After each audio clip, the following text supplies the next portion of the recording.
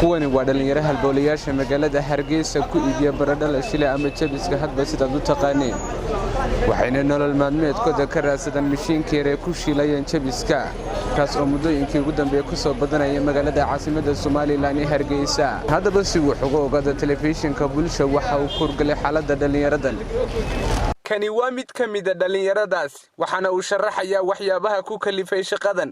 waxa igu kalifay anigoo shaqo aanay Hargeysa ka jirin deetana anigii baa shaqo abuur sameeyay deetana waxaan abuuray shaqada aad arkaysid tan waa makiinada jabista alaabaha habeenkii lagu daraa dadku badanku habeenkii u cunaan maalintii ma cunaan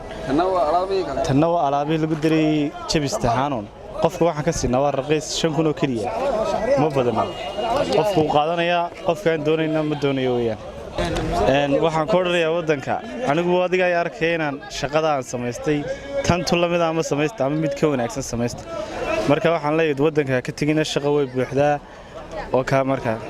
waa mid kale oo ka mid ah dhalinyaradaas oo isna dareenkiisa cabiraya waxaana madaxweynaha Soomaaliland Mudane Muuse Biixi Cabdi ka codsaday inuu dhalinyarada shaqo abuur u sameeyo horta dhalinyarada wala floorta wadanka soo xad karatama dhalinyarada waa inuu shaqo abuur u sameeyo كانوا ساسان كونا الحين سومنا وسبيح عقل waxay u kalifay saaxib amalan baasan horta magaalada jirta soo xad karatama intaan u dhalinyarada waxaan ku oran lahaa horta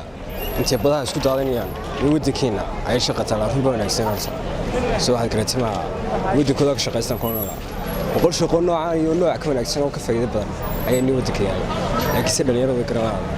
shaqadan ayaa noqotay mid ay camal la'aanta kaga baxaan isla markaana shaqo abuur ka dhigtaan dhalinyaradu si ay uga badbaadaan taariibta khatarta badan oo sanadihii ugu dambeeyay ay dhalinyaradu caadaysteen iyagoo qaar badan oo ka mid ah ay nafahooda ku waayeen kuwaasi oo sheegay inay wadankooda uga yaacaan shaqo la'aan ka jirta walow xukuumadda uu hogaamiyo madaxweyne Muuse Biixi Cabdi ay dadaal badan gelisay inay dhalinyarada shaqo abuur u sameeyso haddana wali waxay ka cabanayaan dhalinyaradu shaqo la'aan baahsan oo dalka ka jirta Axmed Maxamed Cumar Axmed Dayax telefishinka caalamiga bulsho magaalada